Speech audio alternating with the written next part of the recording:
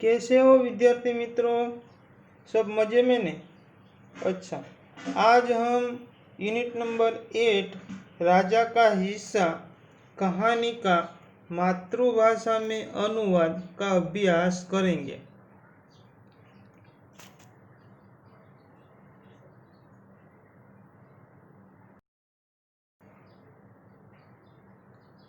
राजा भोज बड़े प्रजावत्सल थे।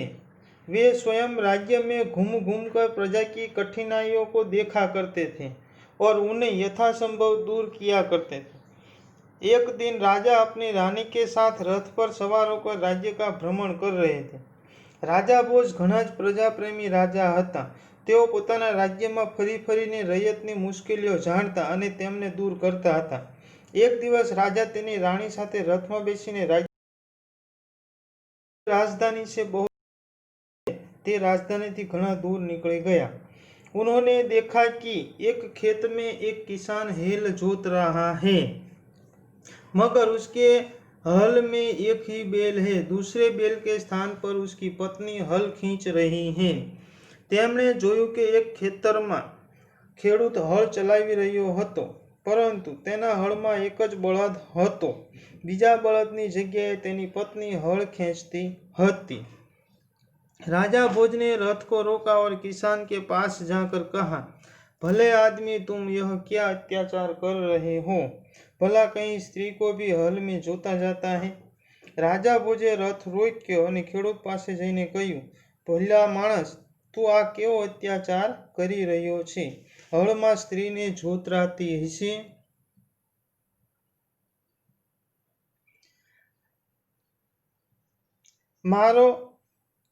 मेरा एक बैल मर गया है, दूसरा बैल खरीदने के लिए मेरे पास धन नहीं है। अगर खेत न जोता तो मैं खाऊंगा क्या? कहकर किसान पुनः अपने कार्य में लग गया। मारो एक बळद मरी गयो छे, बीजो बळद खरीदवा मारी पासे पैसा नहीं।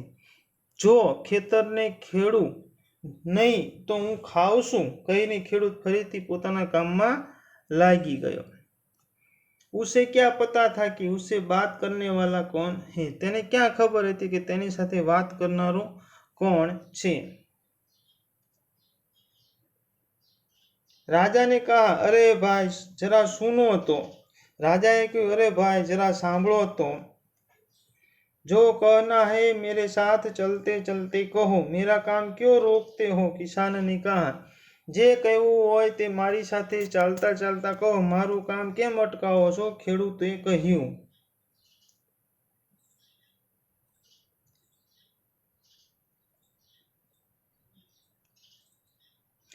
राजा भोज उसके साथ साथ चलने लगे। अपने काम के प्रति किसान की निष्ठा देखकर, लगन देखकर राजा भोज बहुत प्रभावित हुए। वह बोले, भले आदमी, इस प्रकार तो तुम्हारी पत्नी थक जाएगी और थकावट की वजह से कोई दूसरा कार्य भी नहीं कर सकेगी। राजा भोज तेनी साथे साथे चालवा लाग्या। पोताना काम प्रत्ये खेडूतनी आ निष्ठा जोईने राजा खूब ज प्रभावित थया। तेओ बोल्या, भला माणस, आम तो तारी पत्नी थाकी जशे ने थाकने कारणे बीजा कोई काम करी शकशे नहीं। किसान बोला, तो फिर तुम ही बताओ मैं क्या करूं?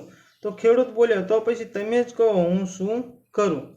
राजा ने कहा, राजाए कह्युं, तुम मेरे साथ चलो, तू मारी साथे चाल। मैं अपना एक बैल तुम्हें देता हूँ, हूँ तने मारो एक बळद आपू छूं, मगर इतनी देर मुझे काम रोकना पड़ेगा, तुम ही बैल ला दो। किसान बोला, परंतु त्यां सुधी मारू काम मारे पड़तुं मूकवुं पड़शे, तमे ज बळद लावी दो। खेडूते कह्युं, अच्छा ऐसा करो, तुम अपनी पत्नी को रथ के पास भेज दो, वह मेरी पत्नी से बैल ले आएगी, तब तक मैं तुम्हारे हल में जूतूंगा। राजा ने कहा, सारू एम कर, तू तारी पत्नी ने रथनी पासे मोकली दे, ते मारी पत्नी पासेथी बळद लई आवशे, त्यां सुधी हूँ तारो हळ खेंचीश।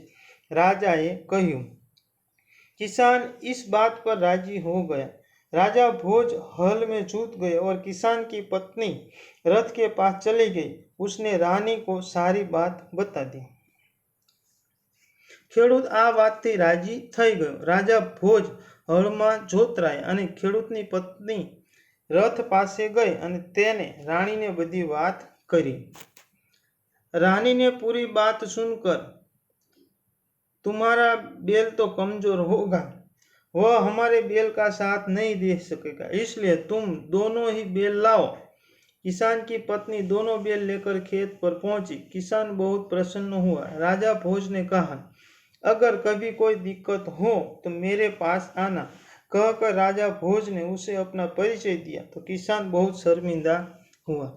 राણીએ પૂરી વાત સાંભળીને કહ્યું, તારો બળદ તો નબળો છે, તે અમારા બળદ સાથે નહીં ચાલી શકે, એટલા માટે તું બંને બળદ લઈ જા।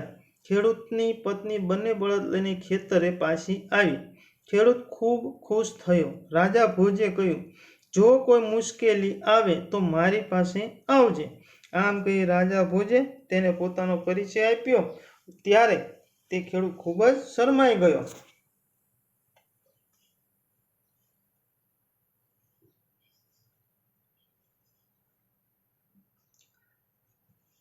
उसने राजा से बार बार क्षमा मांगी। राजा प्रसन्न होकर वापस चल दिए। उस बार उस किसान के खेत में बहुत अच्छी फसल हुई। उसके आश्चर्य का ठिकाना न रहा जब उसने देखा कि खेत के जितने हिस्से को राजा भोज ने जोता था उसमें मोती उगे थे, बाकी के हिस्से में उम्दा किस्म के गेहूं उगे थे। तेने राजानी वारंवार माफी मांगी। राजा खूब खुश थईने चाल्या गया। આ વખતે ખેડૂતના ખેતરમાં ખૂબ સારો પાક થયો। તેના આશ્ચર્યનો કોઈ પાર ન રહ્યો।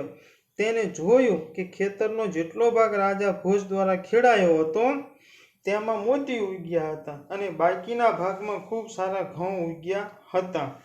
કિસાન बहुत प्रसन्न हुआ। ખેડૂત ખૂબ પ્રસન્ન થયો। किसान ने सारे मोती इकट्ठे किए और राजा भोज के पास जा पहुंचा। उसने सारे मोती राजा भोज के चरणों में रख दी और राजा को सारा किस्सा कह सुनाया। ખેડૂતે તેના બધા જ મોતી વીણી લીધા અને રાજા ભોજ પાસે પહોંચ્યો। તેમણે બધા જ મોતી રાજા ભોજના ચરણમાં મૂક્યા અને રાજા ભોજને બધી હકીકત કહી સંભળાવી।